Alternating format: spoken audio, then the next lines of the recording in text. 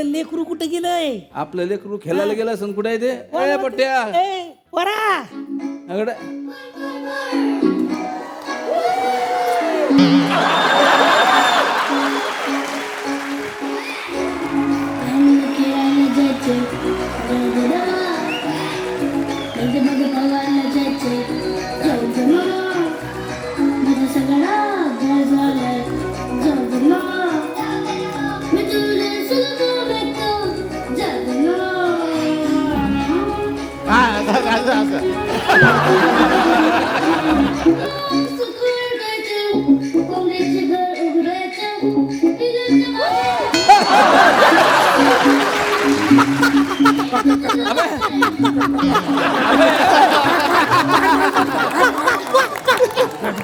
अबे हे कोणती कोंबडी होय? अण्णा कोंबडीचं नाही, काळी कोंबडी.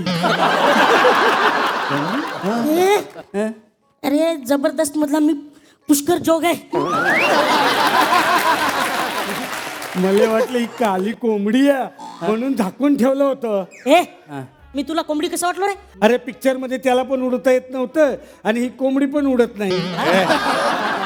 नाही म्हणजे तो एवढा तो उडला होता ना. म्हणजे आता ते कसे down to earth super hero आहेत. आता कसे पिक्चर मध्ये ते कॉपी करतात ना पोरं. शक्तिमान मध्ये कसं बघितलं बघून ते उड्या बिड्या टाकायची पोर असे धबक्कन पाडायचे ते अनुकरण करतात आणि म्हणून तो कमी असा उडला. असू दे ना, तुझा पंच त्याला समजला ना. उगाच कायला साराव करतो. मामा नाहीये तुला? कोण म्हणलं मामा नाही?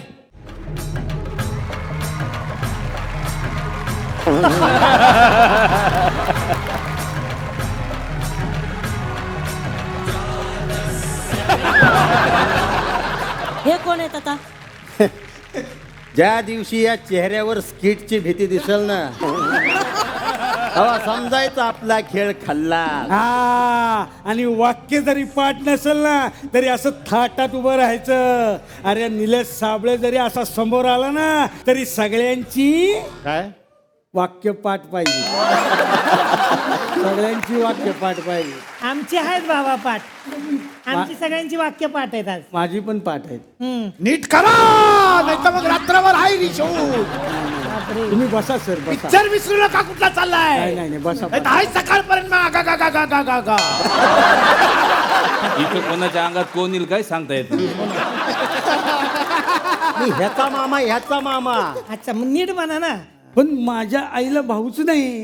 हा कारण ही तुझी खरी आई नाहीच. काय हा ते बघ कसं असतंय बाळा, जरा समजून घे.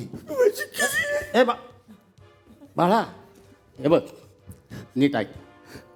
कसं असतंय आपण आपल्या मोबाईलचा चार्जर एखाद्या माणसाला देतो. त्याला कितीतरी वाटलं ना की तो चार्जर आपला आहे.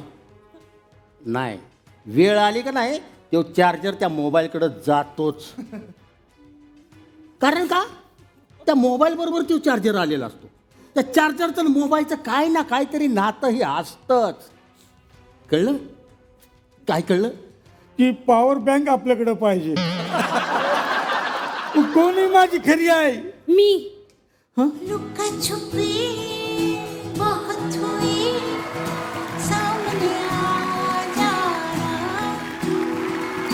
कहाँ कहाँ ढूंढा तुझे थक गई है अब तेरी आजा सांझू. अरे आधी तरी सांगायचं ना. नवीन आई भेटली म्हणून वाईट वाटतंय. नाही नाही आता हिच्या बरोबर पहिल्यापासून स्किट करावं लागलं. हिच्या बरोबर पाठ केलं म्हणजे ही माझी खरी आई नाही. काय बोलतोय शिर्या? काय बोलतोस तू? अरे राजा माझ्याकडे बघ. हे बघ मी आहे ना तुझी आई. लहानपणापासून आईचं कोणी शिकवलं बाळा? मी शिकवलं की नाही? हा लहानपणापासून आई कोणाला म्हणतेस तू? मला म्हटलंस की नाही? ती कशी असेल बाळा तुझी आई? हा हा छान मी तुला मऊ भात करून द्यायचे, कावचिवचा घास भरवायचा, आठवतं ना बाळा? हा असं कसं ती तुझी आई असेल मला सांग. मी आहे की नाही आई तुझी? हा हो काय हे तर म्हणजे असं झालं की झाड आपण वाढवलं आणि पेरू पोपटाने खाल्ला. काय आबा? अगं श्यामल तुझं म्हणणं एकदम बरोबर आहे हा. पण हा पोपट कुठे? हा तर पेगवीन दिसतो, पेगवीन. आई मी आले. आली तिसरी लाट आली. मैंने भाई की कलाई से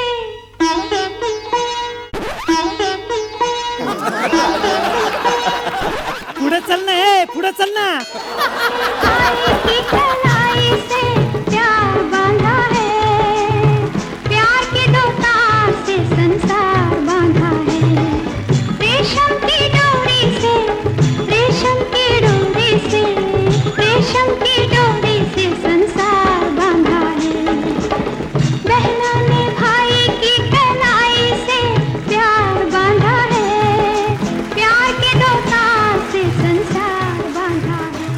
दादा, आई, बाबा, मी आले. काय युद्धावरून आहेत का? हा, एवढी कशाला ऍक्टिंग करताय? त्याच्याच जीवावर चाललंय.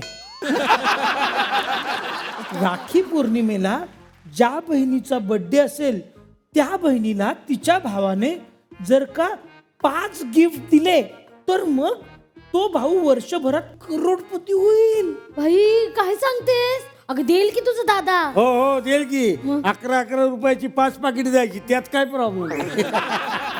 तसं नव, मार्केटमध्ये नवीन गेम आलाय. त्याच्यामध्ये 10 चिठ्ठ्या असतात. त्यातल्या 5 चिठ्ठ्या काढायच्या आणि ते 5 गिफ्ट बहिणीला भावाने द्यायचे, तरच तो करोडपती होईल. असं चांगला गेम आहे. कुठे मिळतो हा गेम? मी घेऊनच आले सोबत. हा, नियॉन. अय्या, फ्लॅट. हा, अगं प्लेट असेल, प्लेट. नीट वाच ना. नाही, फ्लॅटच लिहिलाय मी. फ्लॅटच लिहिलाय मी काढलेल्या चिठ्ठीमध्ये. तर या घराचे हप्ते फेडता फेडता आम्ही फ्लॅट झालो आणि यांना फ्लॅट पाहिजे. पेपरात 7व्या पानावर 8व्या ओळीत पोराचं नाव आलं तरी गावभर दाखवत फिरणारे बाप, तो पेपर सातबाऱ्यासारखा जपून ठेवणारे बाप, पण तोंडावर आपल्याला कौतुक वाटलंय याचा थांग पत्ता न लागू देणारे बाप.